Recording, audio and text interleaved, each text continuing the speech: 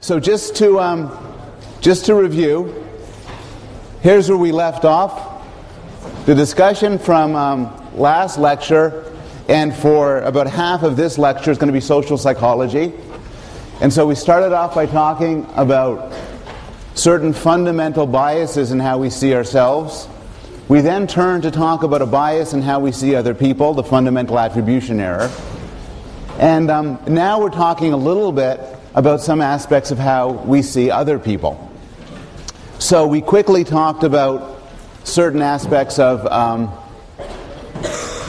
why we like other people, including proximity, similarity, and attractiveness. And where we left off was a discussion of the Matthew effect, which is basically that good things tend to compound. If you're rich, you'll get a better education. If you're smart, people will like you more. If you're attractive, and so on. Nobody bring up their papers at this point. They'll collect them at the end of class.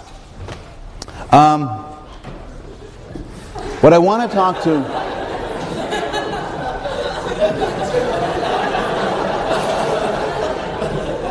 Okay, except for you. Just ending it now. I'm going to ask the teaching fellows to stop anybody from approaching that area. I want to begin by talking about impression formation, how we form impressions of others, and tell you a couple of interesting things about impression formation. The first one is, first impressions matter a lot. They matter a lot for different reasons. They might matter a lot because humans have in general a confirmation bias, such that once you believe something, other information is then encoded along the lights to support what you believe. So the classic study here was done by Kelly, where a guest speaker comes in, and some of the students received a bio describing the speaker as very warm, the other as, do not bring your paper up if you're coming in late, just at the end of class. Yeah. Others got a bio saying, thanks Eric, the speaker was rather cold. And then it turned out later on, when they're asked for their impressions of the speaker, people are very much biased by what they first assumed. If I'm described to you as a vivacious and creative person, and you see me, and I'm all kind of bouncing around and everything, you could then confirm this as, look how vivacious and creative he is. If I'm described as somebody who drinks too much, you might think he's an alcoholic. If it's described as somebody who's insecure and nervous, you could interpret my activity as nervous twitches.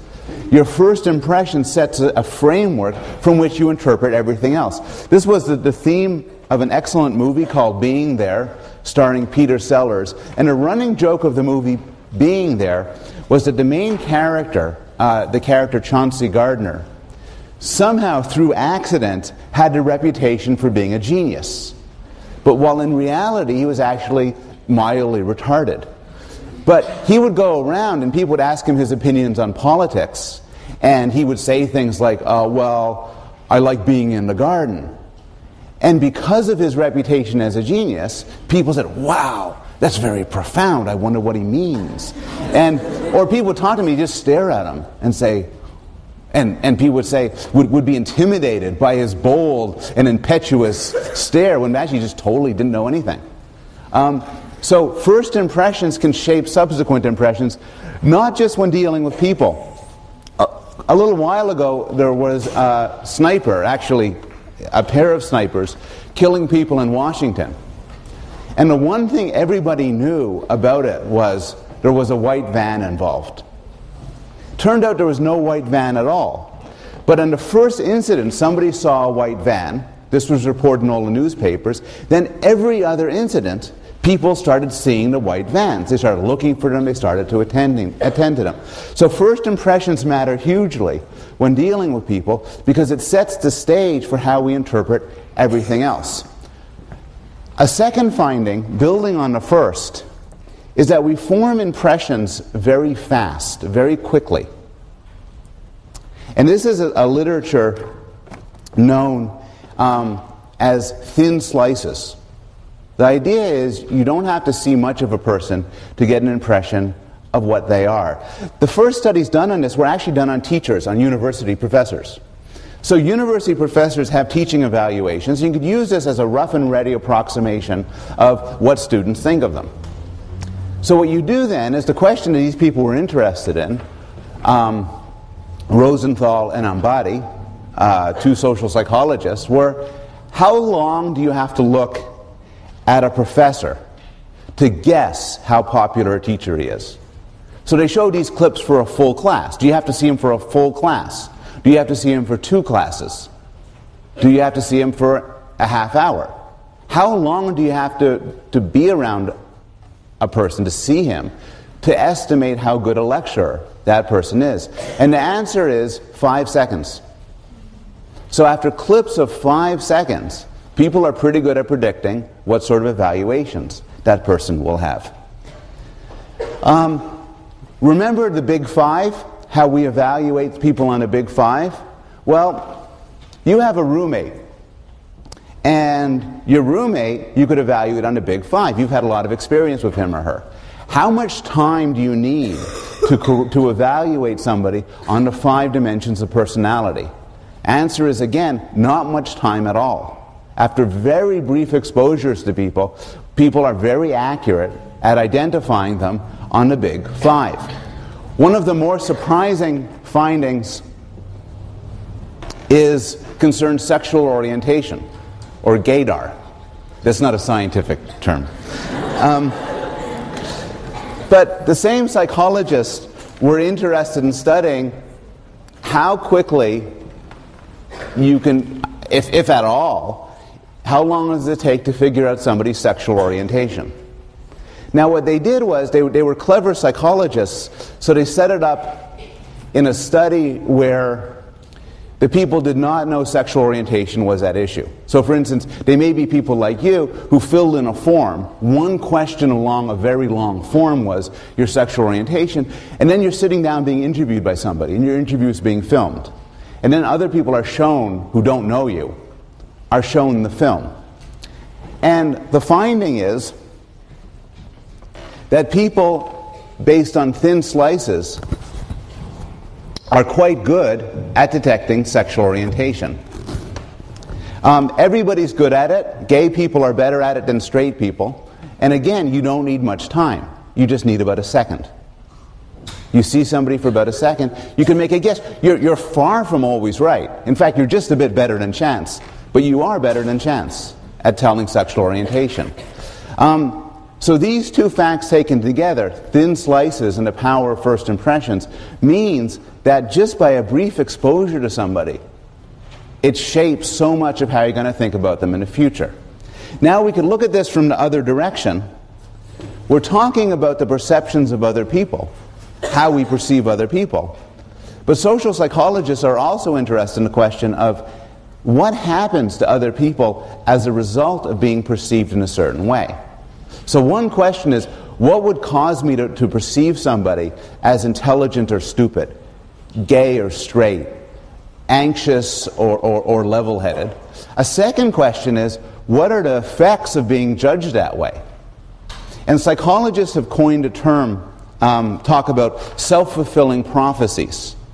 And the claim here, more specifically, is what's known as the Pygmalion effect. And the Pygmalion effect is, if I believe you have a certain characteristic, this might cause you to behave as if you have that characteristic. The name comes from the play by George Bernard Shaw, Pygmalion. And the quote here is, "The difference between a lady and a flower girl is not how she behaves, but how she's treated. I shall always be a flower girl to Professor Higgins because he always treats me as a flower girl and always will." Made into a better-known movie, My Fair Lady. But I think that the same theme is better exemplified in a far better movie, La Femme Nikita, where a cold-blooded killer is treated with respect and affection, and then she becomes a much more warm and accessible person, and then she kills a lot of people. But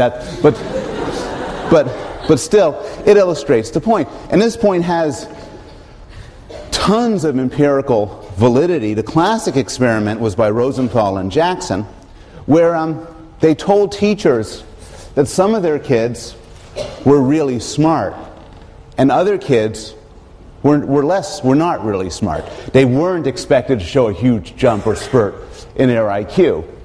And this was, of course, trickery. The children were chosen at random. But the children who were described as showing, as expected to show a jump in IQ, in fact did show a jump in their IQ scores. And this isn't magic. It's basically, if I'm told that you're a genius, and your genius is about to be in full flower throughout this class, and it's a small class, as these classes were, I'll focus more on you. I'll give you more of my attention. If I'm told not so much for you, you'll suffer relative to him. And so the Pygmalion effect shows how our expectations can really matter. This brings us to the issue of expectations and how we judge people is a story that could be told about individuals, but it's also a story that could be told about groups. And this is where I want to end this section on social psychology, by talking about groups. A lot of social psychology is concerned with the question of how we think about human groups, and we've already discussed this in the lecture on morality, when we talked about the human dynamic pushing us to think in terms of us versus them, as shown in the Robbers Cave study, and also shown in the minimal group research by Tajfel, showing that from a motivational, emotional standpoint, it's not difficult for us to think in terms of my group versus your group. And this way of thinking has real consequences for our emotional life, our affective life, and how we choose to distribute resources. What I want to talk about here, though, is a different aspect of how we think about human groups.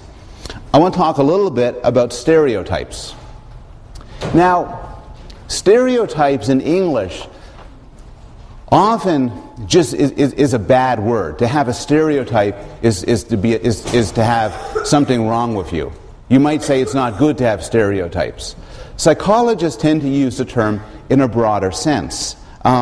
We tend to use the term to refer to information we have about categories and intuitions we have about the typicality, our frequency of certain features of categories. And it turns out that collecting information about categories is essential to our survival. We see novel things all the time. And if we were not capable of learning and making guesses, educated guesses about these novel things, we would not be able to survive. So when you see this object over here, you categorize it as a chair. And you recognize that you could probably sit on it. This apple is probably edible. This dog probably barks and has a tail and eats meat and doesn't speak English. These are all stereotypes about chairs and about apples and about dogs. That doesn't mean they're logically true. This could be a vegetarian dog, a poison apple, an explosive chair. But they're typically true. And if you were suddenly stripped of your ability to make generalizations, you'd be at a loss. You wouldn't know what to eat, how to interact. So some sort of ability to record information and make generalizations is absolutely essential to making it through life.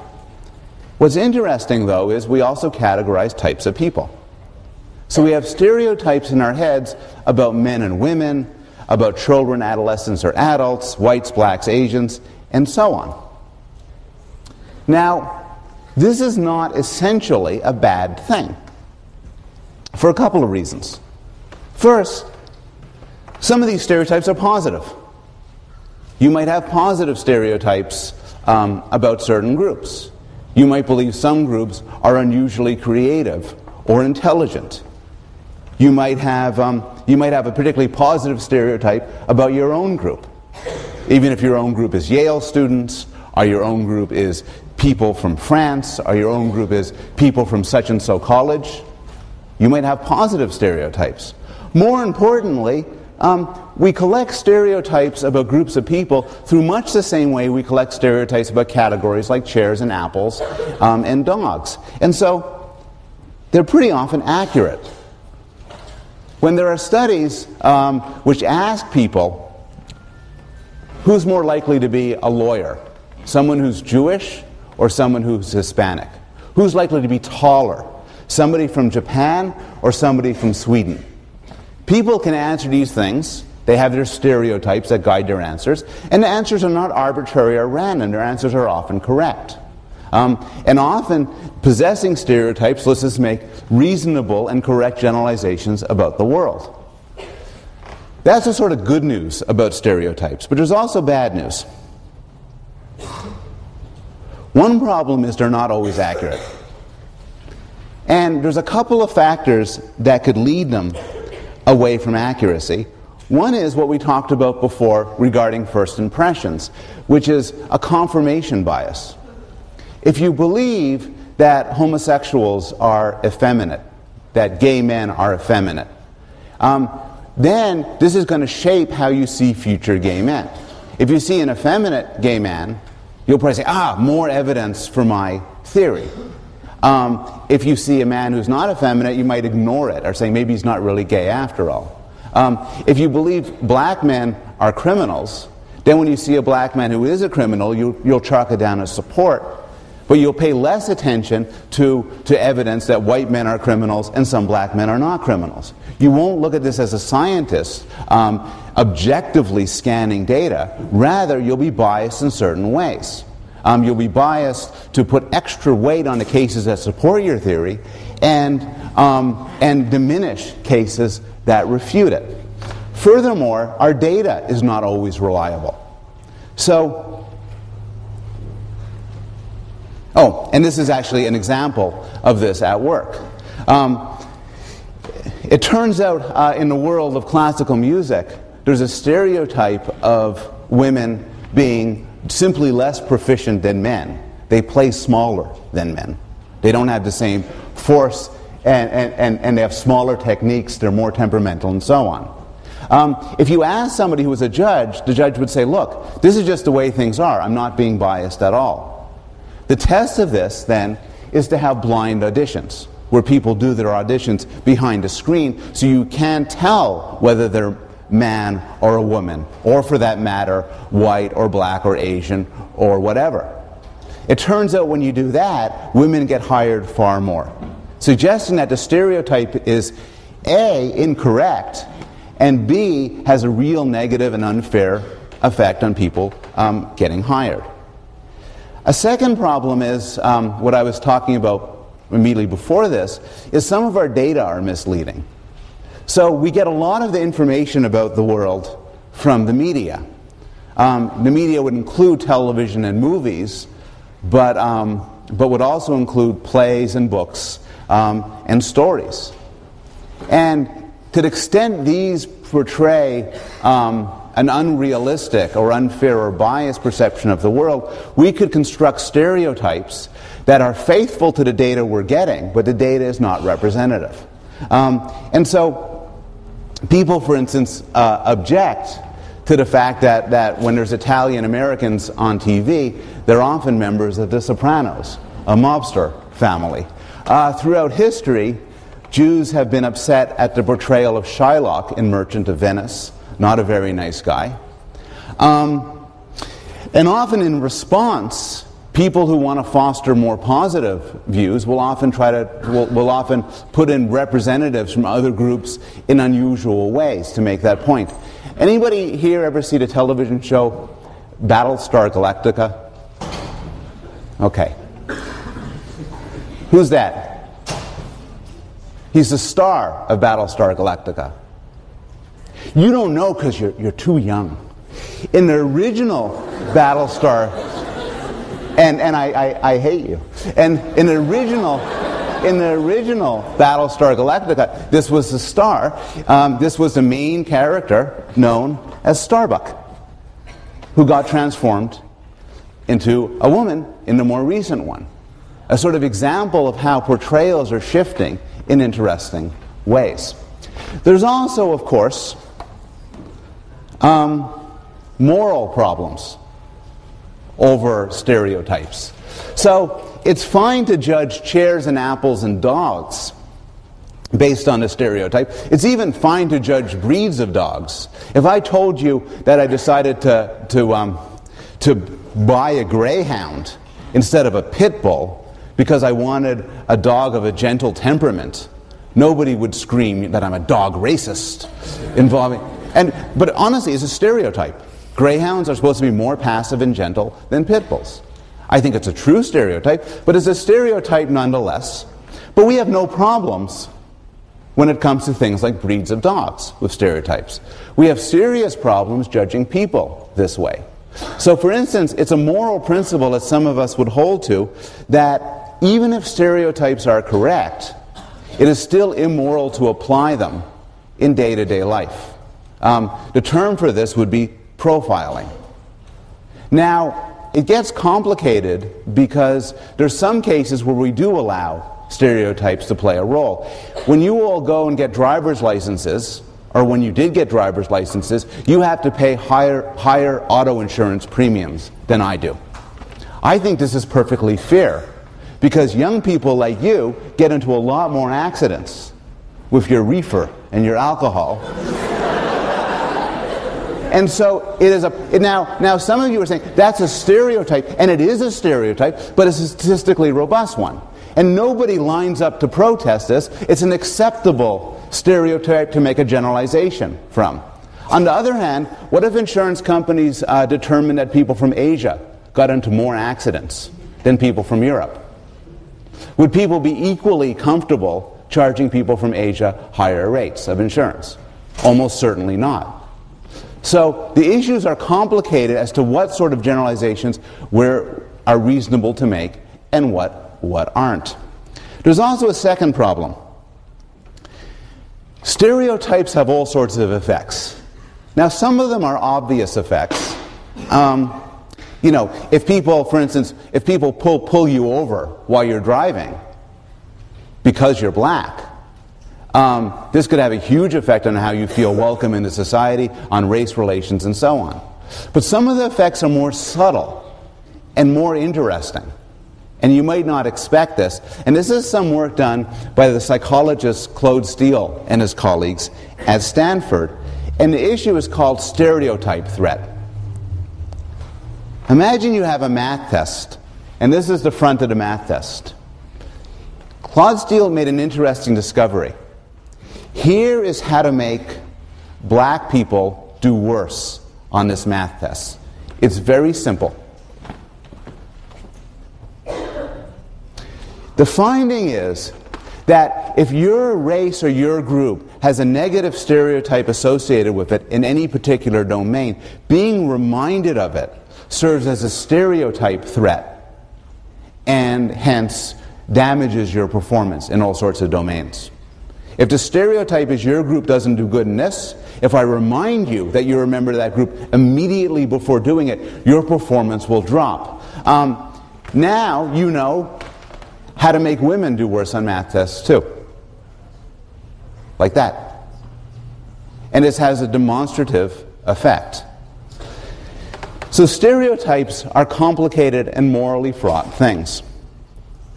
When people study stereotypes, they often make certain distinctions between three levels of stereotypes. And this is nicely summarized here. There's public. If I asked you, one of the people running for the Democratic nominee for president is black, another one is female. If I asked people to raise their hands for who thinks that because being black, because being female, they should be automatically disqualified for being president, few of you would raise your hands. Those are your public presentations of stereotypes. Even if I was to ask you on a sheet of paper, you might deny it because you might be afraid that it's not anonymous. Then there's private. Private is what you really think, but you don't tell people. Some of the population of the United States are not going to vote for somebody because he or she is black, but they won't tell you, but they know it to be true. That's common sense. What's more interesting is, below even that, there may be unconscious associations that work that people don't actually know about, but affects their thoughts about race, gender, and other social groups. So here's some data about what people publicly say. This is the proportion of people who say they would vote for an African American president. What's interesting is around when I was born, the answer in the United States was about half. Now it is as close to 100% as you can get it. Here's another one. This is also public stereotypes of blacks, proportion of white respondents endorsing each trait. Now it's infinitesimal. These numbers are so low they could be dismissed as people filling in the wrong things or making jokes or just being confused. Compared to stunningly superstitious high rankings. And so there's been a profound change in public presentations, public views on race. But what about implicit views? This gets more complicated. Here's a simple study. This is the sort of study that you might do here at Yale. What you might do, for instance, is be sitting in a computer screen, and you'll be given incomplete words to fill out, like Haas, and you have to fill out this word. What you don't know is that pictures of black faces or pictures of white faces are being flashed on the screen. But they're being flashed on the screen subliminally. So fast you don't even know you're seeing them. Still, this has an effect. When you see black faces, subjects are more likely to fill us with words like hostile, while whites more likely to fill out words like hospital. I will now welcome you to participate in an experiment on implicit attitudes. This was developed by Mahzarin Banaji, who used to be at Yale and now is in an inferior university in Boston. And it's called implicit attitudes test. It's the biggest psychology experiment ever done in terms of people. I don't know, like 1 million people have participated in this. And you could just go online, implicit.harvard.edu, and then you could do it yourself. But we'll do it now as a group. If you did it in the lab or on your computer screen, you would do it by pushing buttons. We'll do it by speaking. And it's very simple. You're going to see things over here, and they're either going to be words or they're going to be pictures. If it's an African American or a bad word, a negative word, I want you to shout out right. This side, right. If it's a white American or a good word, I want you to shout out left. People ready? Try to do it as fast as possible without making any mistakes.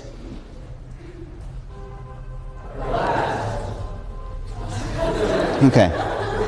Because of the very loud wrong person, we're going to try that again. Ready? Left.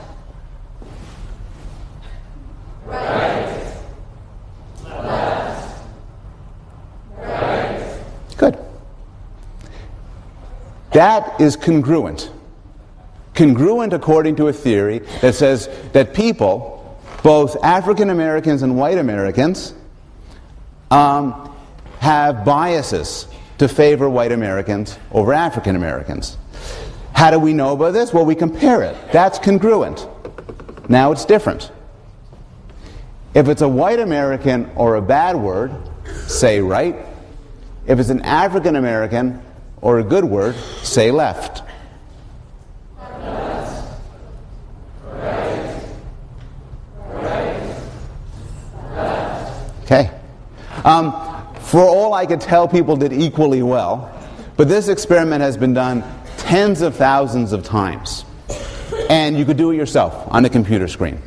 And this is one way of doing it, but I'll alternate and I'll give you different ones to shift around and everything. And it turns out that this version, people are slower at than the other version. Suggesting that their associations run one way and not the other. And this work has been extended for all sorts of ways. Looking at, for example, gender, looking at the connection between women and English and men at math, looking at age, attitudes towards people who are obese versus people who are thin, attitudes towards people who are straight versus people who are gay. And you could go online and do these studies, and they'll give you some feeling for the sort of implicit attitudes that we have within us. Well, a legitimate question is, who cares? I mean, if you look at the results for the study, it turns out that there is an associationist bias to view white Americans as positive and African Americans as negative. But it shows up in like half a second difference. Who cares? Well, there's two answers to this. One answer is there are times in your life where half a second can matter a lot. So studies with police officers using reaction time and split-second choices on who to shoot find that your stereotypical attitudes play a huge role in who you're likely to shoot when you're holding an object in your hand that's unclear. Also, more generally, it could be that these implicit attitudes play a role in judgment calls. In cases where you have a hard decision to make, you know you're not racist. You have no explicit racist attitudes. Honestly, you really don't. But the argument is that these stereotypes can affect your behavior in all sorts of subtle ways. Here's one example. What they do is they do an experiment where somebody is in trouble. You hear a scream from outside, either from a black person or a white person. In one condition, you're the only person around.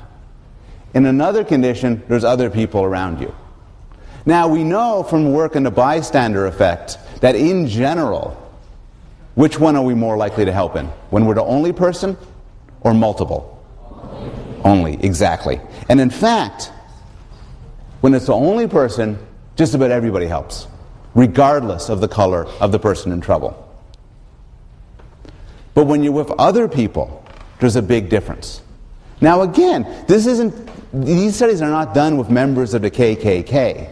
They're done with standard university undergraduates like you. And if you were in this group, you wouldn't say, "Oh, I didn't want to help because the person's black." Rather, what you would say is, well, I didn't think it was worth helping. There were other people around. Someone else would help. But we know by looking at it that this difference makes a real difference. A final study, and this was done by my colleague who just got hired here, Jack DeVideo, who's done some wonderful work, looked at how people judge to hire somebody based on their recommendations. This is a little bit of a confusing thing. The green bars are the African Americans, the blue bars are the white Americans. And in some cases, these people have strong recommendations. When they have strong recommendations in 1989, you're willing to hire everybody. And this is not a difference at all. But when their recommendations are so-so, when it's a judgment call, the subjects are significantly more likely to hire the white American than the African American. 1989 was a long time ago, but the same results showed up in 1999. The same results also showed up about a year and a half ago. And again, this doesn't show that people are explicit, terrible racists. It does show that people possess these stereotypes that make a difference in their real-world behavior. A way to put this all together is in Trish Devine's automaticity theory, which goes something like this. The idea is that everybody holds stereotypes. These are automatically activated when we come into contact with individuals. In order to not act in a stereotyped fashion, we have to consciously push them down. We have to consciously override them. And that's possible, but it takes work. It takes work both at the individual level and it takes work at the group level. Any questions or thoughts about this? Yes? Yeah, I read about a number of studies that have results that are personally very startling, I would say. Yep. And I guess I'm curious, you say there's work to be done at the individual and group level, and It's a good question. It's a good question. These results are surprising and disturbing. And I said there's work to be done at individual and group level, and this young man challenged me to be more explicit about that. Here's one case. We have job searches. And sometimes senior job searches involve the faculty sitting around in a room and tossing out names. And we use these names as a basis for further discussion. Hey, I wonder, what about that person? That person does great work. What we do now in the psychology department is we make a special point of trying to get names from disadvantaged groups. Not with an eye towards an affirmative action policy, but rather because there's a lot of evidence suggesting that people who are just as qualified don't come to mind unless you make some sort of procedure to do it. Here's another example. A lot of journals do blind reviewing now, because of the evidence I talked about before regarding sexual stereotypes, that whether it has a male name or a female name makes a difference. So those are group level in that they're not saying, you get rid of your prejudices by trying harder. It's rather, let's set up a system so that your prejudices can't work. The blind auditions, for instance, being a beautiful example of that.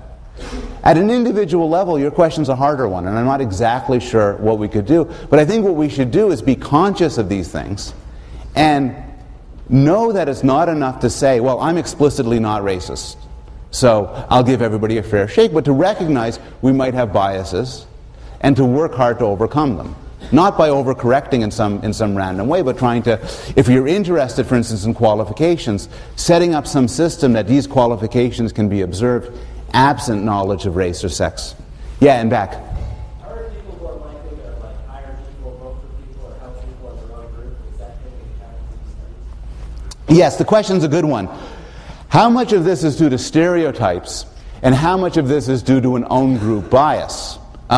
So the fact that, so the experiments as I've described them are to some extent ambiguous. The fact that white Americans favor white Americans over black Americans might be because of stereotypes, but they also might be of in-group favoritism. I think the answer is that both play a role, but some of the effects are due to stereotypes above and beyond in-group favoritism. And one reason why we know that is in studies like the IAT, the implicit attitudes test, African Americans show much the same effect as white Americans. So African Americans also are biased against African Americans and in favor of white Americans, showing it doesn't reduce to group favoritism, though that probably plays a big role. Okay, I'm going to shift and spend the rest of this class on a couple of mysteries. Here's the summary. The first one is a minor mystery. I think we have some progress in explaining it. The second one is a total mystery. The first one's sleep. Sleep is a motivation. It is a motivation like food or drink. If it is a form of torture, I won't get into definitions of what torture is, but it will cause somebody tremendous pain and anguish to keep them from sleeping.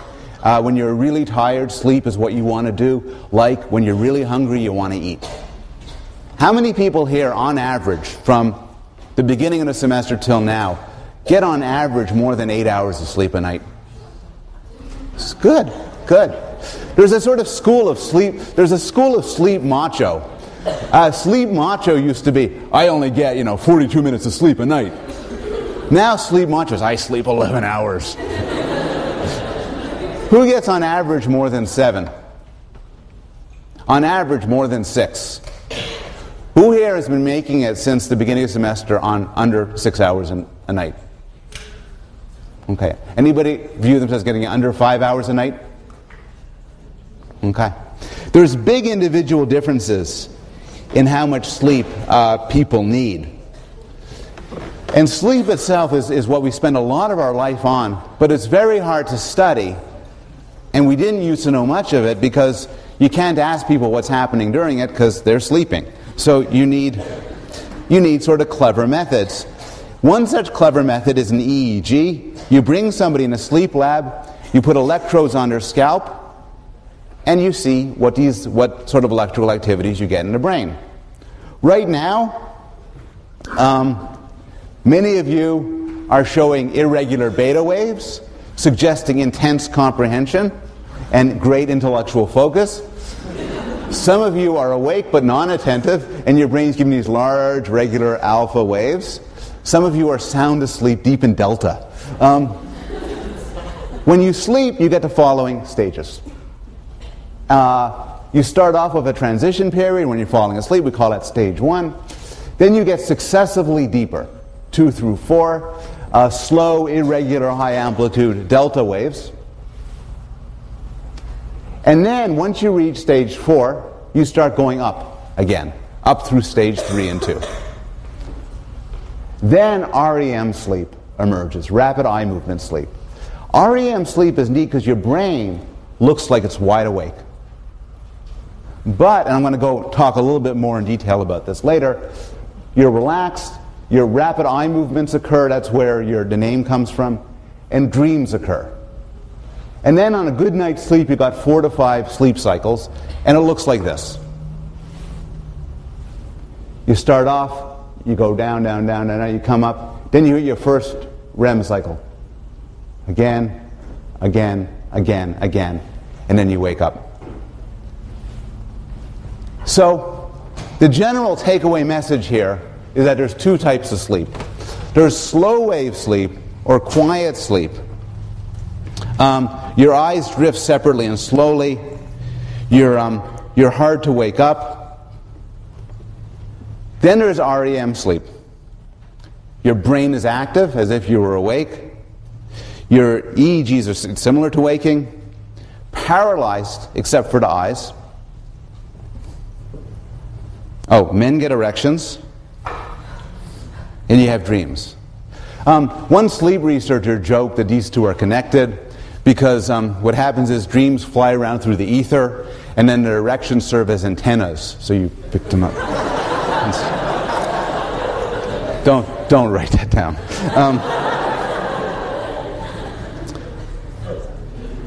Why do we sleep? And why aren't we always awake? There's a couple of answers to this. Probably the best answer is our body's worn out during the day, and sleep is necessary to put it back into shape. So when you sleep, growth-producing hormone goes through the body, your brain and other organs get restored. You need less food, your immune system seems to be hard at work. And in fact, one answer, people always wonder, what happens if you stop sleeping? And the answer is not one discovered in the laboratory, but it's been reported in different cases. If you stop sleeping, you die. You don't die in some dramatic way, you get sick. And then you die. Suggesting that sleeping is good to keep you healthy. And an analogy I like to think about is that when you bring your car into repair for repairs, when you're repairing your car, the first thing you do is you stop it and shut off the engine. You make it stable and at rest so you can then work on repair. A related view is that sleep emerged to preserve energy and keep you out of trouble at night. And these views are, of course, not incompatible. This explains why we sleep at all, and this probably explains why we sleep at night. There are sleep disorders. I won't go through them, I just list a few of them here. There's sort of bad things that could happen to you in your sleep. One particularly trendy sleep disorder that's been discovered recently are side effects of sleeping pills, such as Ambien. So, one of the bizarre side effects is some people have Ambien while sleeping, go downstairs, open up their refrigerator and eat huge amounts of food. A more recent side effect of Ambien that's quite serious is some people have the compulsion while they're sleeping to go driving, which is not good. What we're really interested in, though, when it comes to sleep, is dreams. So remember Hamlet. You've all studied Hamlet. To be or not to be? That's all I know. But basically, he was deciding... I wrote this down, though. He was deciding whether or not to kill himself. And so he made up two lists. The list of reasons to kill himself were the slings and arrows of outrageous fortune, a sea of troubles, and the heartache and 1,000 natural shocks that flesh is heir to. He only had one argument not to kill himself: nightmares. To sleep, perchance to dream, for in that sleep of death what dreams may come when we have shuffled off this mortal coil might give us pause. He was worried about nightmares. Now, dreams have always fascinated people. And philosophers, if you take a philosophy course, there'll be a couple of questions about dreams that you will wonder about. One is, are you dreaming right now? So René Descartes famously wondered whether the real world doesn't exist. Maybe right now it's just a dream. See also The Matrix. And can you be immoral in a dream? We do all sorts of things in dreams that are bad. Are these sins? And the great theologians and philosophers like Augustine wondered about this. Can you sin in a dream? I will answer both questions. You are not dreaming right now, unless you're asleep, but if you're normal. And you can't usually be immoral in a dream. The exceptions are lucid dreams, where you choose what to dream about. And then possibly you could be immoral if you encourage bad habits of thought. What do we know about dreams? Well, first there's a distinction. A distinction between real dreams versus sleep thought. So real dreams are, you're in a submarine wrestling a chicken while your grandmother looks disapprovingly on. Those are real dreams. Sleep thought is the sort of thing you get typically before you fall asleep. And it's like, did I take the garbage out? Gotta take the garbage out. Where's the garbage? Gotta take the garbage out. Did I take the garbage out? And so sort of this kind of rumination. And you could do this while you're sleeping. So if you're woken up during slow wave sleep, you might think, did I take the garbage? Yeah, that's what I was dreaming. I was thinking about the garbage. But if you're woken up during REM, but a monkey was eating my grandmother. That sort of thing. So there's a distinction. What do people dream about? Well, we know some facts about dreams. Everybody dreams. Not everybody remembers their dreams. If you want to remember your dream, by the way, keep a dream diary. Very useful. But everybody dreams. 3 to 4 times a night. That depends on how much sleep you get. But dreams leave fragile memories. They fade quickly. This is why a dream diary, or writing your dreams as soon as you wake up, turns out to be useful. What do people dream about? Well, basically the way to find that out is you ask people. And people have, psychologists and sociologists have collected dream reports. If you go to dreambank.net, a guy named Hill collected 50,000 dream reports. You can make some generalizations. Most dreams are bad. They're not bad. They're not nightmares. But most dreams are, from a scale of, 1 to 10, with 5.5 in the middle, they're on the negative side. They report misfortunes. People in tribal societies have dreams with more physical aggression than people in industrialized societies. Men have more aggressive dreams than women. Americans have more aggressive dreams than Europeans. Yeah. What do people want to dream about? Well, psychologists did this. The findings were totally not going to surprise you. Women want to dream about romance and adventure. Men want to dream about sex with strangers. Turns out that once you get past the hormonal blast of adolescence, about 10% of dreams have explicit sexual content. What's the most common dream? Guesses. Falling. That's a good guess. Falling is among the top dreams, but falling is not the winner. Somebody else. Flying, also close. Public speaking, good phobic dream, but not it. Naked in public. Naked in public, not it. Excellent. Being chased. Evolutionary psychologists and cognitive neuroscientists have puzzled over this one.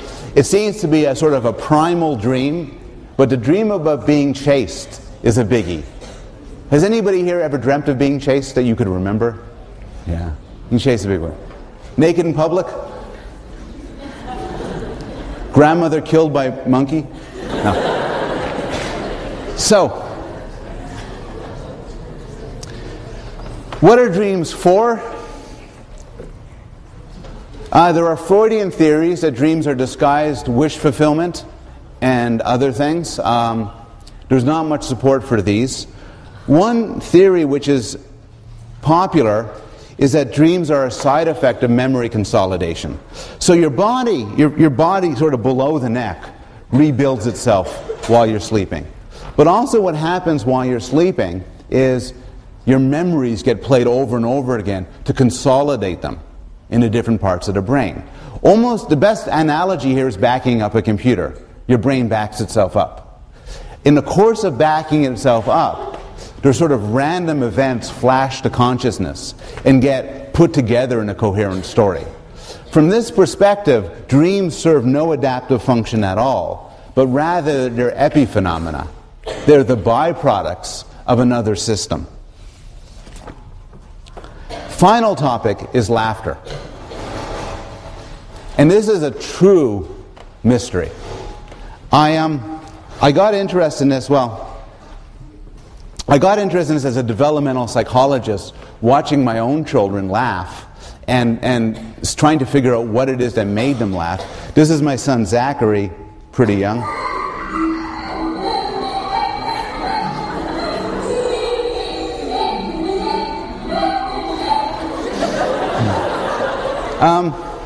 But this is not the youngest record of laughing. I found this on the web.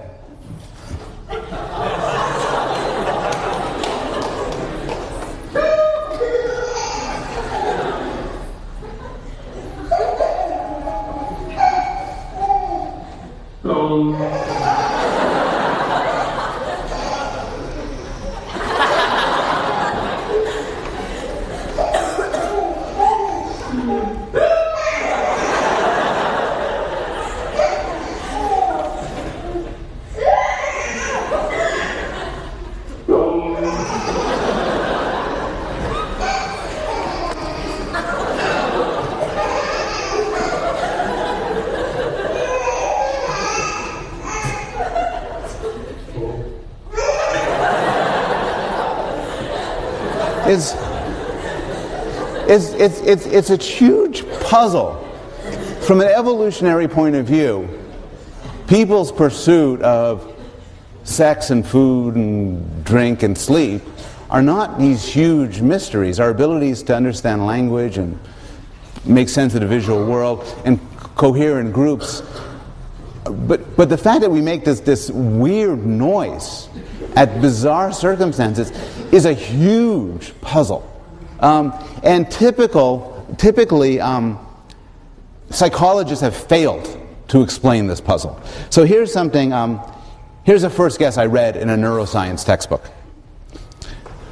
We laugh when there is incongruity between what we expect and what actually happens, unless the outcome is frightening. Now, this is a fair effort. It is about as wrong as anything can be wrong in any possible way. First thing is, it doesn't really explain why. So, why should a non-frightening incongruity cause people to make a distinctive loud noise consisted of staccato segments of 1/15 of a second each, separated by 1/5 of a second? It doesn't explain why we make that loud noise when dealing with incongruity. It's not the case that incongruity causes laughter. If there was a bowl of fruit up there as you walked in, it'd be incongruous, but people wouldn't shriek with laughter and point at a fruit. It's also, a lot of laughter isn't caused by incongruity. So a lot of times we laugh, there's nothing incongruous in any deep sense about it. So laughter is kind of a puzzle. We don't know why we laugh. We don't know what makes us laugh. Over the last 5-10 years, there's been some work done on this. A lot of the work is done by Robert Provine, who summarizes this in his excellent book, Laughter. And Provine decided to do something that nobody in the history of the world has done. He decided to send himself and his students to different places, including shopping malls, and observe when people laughed and write down what made them laugh. And this is a first descriptive step to developing a theory of laughter. And his big finding is that you could separate people, you could separate the question of laughter from the question of a joke or the question of humor. Most of what made people laugh wasn't in any sense a joke or humorous. So he had over 1,000 laughter-initiated situations. And here's some typical comments that initiated laughter, sometimes uproarious laughter on the parts of people. I'll see you guys later. Look, it's Andre. Are you sure? I know. How are you? I try to lead a normal life. It's sort of funny. Does anyone, in a context where it wasn't particularly amusing, it wasn't you. We can handle this. Only 10% of the comments were coded later on as people as actually humorous in any sense, and these included, "Poor boy looks just like his father," "You smell like you've had a good workout," "Did you find that in your nose?" Reference to dormitory food. "He has a job holding back skin in an operating room." So Provine suggests we separate the question of laughter, of laughter and jokes, and then ask, what do we know about laughter? Well, here's some basic facts that remember, we're trying to think like evolutionary biologists here. Humans have this universal trait. There's no society without laughter. It's early emerging, as we saw in those clips. So what's it for? What does it do? If it's an accident, what's it an accident from? Well, what properties does it have? And there's some obvious properties that are important to note. It's social and communicative. Why do we know that? Because it's loud. Laughter is not like hunger. Hunger can be silent. Hunger is not essentially a message to other people. But when it involves a loud noise, the reason why we've evolved loud noises is to communicate with other people. Laughter could be viewed as a form of involuntary noise making. And it's contagious. That's another interesting thing about it. One of the great discoveries in television and movies was the invention of the laugh track. The laugh track makes things a lot funnier because people laugh a lot more when they're in groups. The rim shot after a comic remark is an attempt to simulate, a sort of a pre-technological attempt to simulate the sound of laughter. Children are particularly influenced by the contagiousness of laughter. But just in general, if you hear somebody laughing, like the kids you saw before, it's the sort of thing that could easily make you laugh. Other primates do it to some extent. And then it's interesting when they do it. Monkeys laugh when they attack. When monkeys get together to kill and eat somebody, they make a kind of a laughing noise. And chimpanzees laugh when they tickle each other. And you can see. And what's tickling? Well, a fair definition of tickling is touching parts of the body in a mock attack. You sort of attack somebody and they're laughing. But if somebody's trying to mug you, you're not, this is so funny. You have to realize that this is a mock attack. You're simulating attack. So, one theory is a signal of mock aggression and collective aggression. It's basically it's like a sound of some sort of mob attack. It's mock aggression in the sense that when people laugh, they're often teasing, kidding around. They're throwing out insults, maybe they're tickling each other, maybe they're making fun of each other, maybe they're making fun of themselves. And there's some aggression to it. Most laughter is inspired by some degree of aggression, but it's attenuated and it's not real. And a laughter is a signal, this isn't real. and collective aggression. A lot of mob assaults, executions, lynchings, rapes are accompanied to sound of laughter. When you're in a group doing something terribly aggressive and you don't feel like you're at risk, you might laugh. And laughter is a signal to other members of your group as a signal of solidarity and what you're doing together. A different way of putting it, and none of this is going to come in with a sharp, decisive theory. These are sort of flailing away at different ideas. But another way of doing, an older way, is proposed by Plato, who viewed laughter as a form of bonding against a common enemy. It's a sound of group cohesion against a common enemy. Comedians have not missed the aggressive nature of laughter.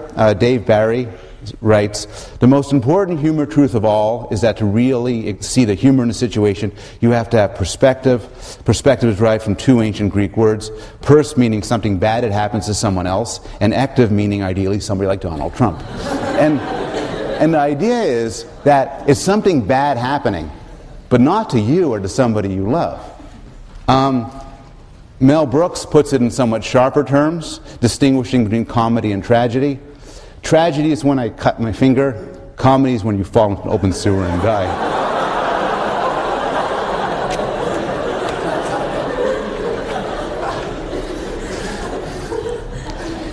To sum up, ingredients of humor is there has to be a target who experiences some harm. It could be an enemy, it could be a friend, it could be yourself. The harm shouldn't be so serious that it elicits strong negative emotions like fear, grief, or pity. So if a stranger, slips on a banana peel and lands on his butt, I might laugh because I'm not overcome by compassion. If he splits his head open, there's blood everywhere, I'm less likely to laugh unless I don't like him or something. And this is why the damage is often a certain sort of damage involving things like embarrassment, sex, scatology, a banana peel pie in the face, your pants fall down or something, where there's no real harm. So empathy, caring, sympathy don't kick in. But instead, there's the aggression unleashed at somebody. And there has to be some level of surprise. This is where the humor for that baby comes in, which is he couldn't predict when the sound was coming. And some aspect of that was what made it so funny to him, what elicited the laughter. This is what elicited laughter for Zachary was watching the classic film Winnie the Pooh and the Blustery Day, where Rabbit climbed on a high bunch of shelves and it all came crashing down on him. But he wasn't dead. He was just kind of stunned. Final question for anybody interested in laughter is, why can't we tickle ourselves? Now, I've talked about laughter on two separate occasions. And on each of the occasions, when I talk in front of a large group like this, somebody came up to me afterwards and said, "But I can." And I don't know. And they seem sincere, but people say, I could tickle myself. How many people here will own up to being able to tickle themselves? One? It's a fascinating question why some people can. The general story of why we can't in general is because there's no surprise. There's no mock aggression, and also there may be a general deadening of self-stimulation. I'm going to end with the final reading response. Think up an interesting, testable idea about either dreams or laughter. You could go into as much detail as you want. If you want, your thing could be one sentence long, but it could be longer. I will ask the teaching fellows to each send me their one or two most interesting remarks. I will then judge, and then the winner will win some small prize, either of a literary or a food nature. Okay. I'll see you all on Wednesday.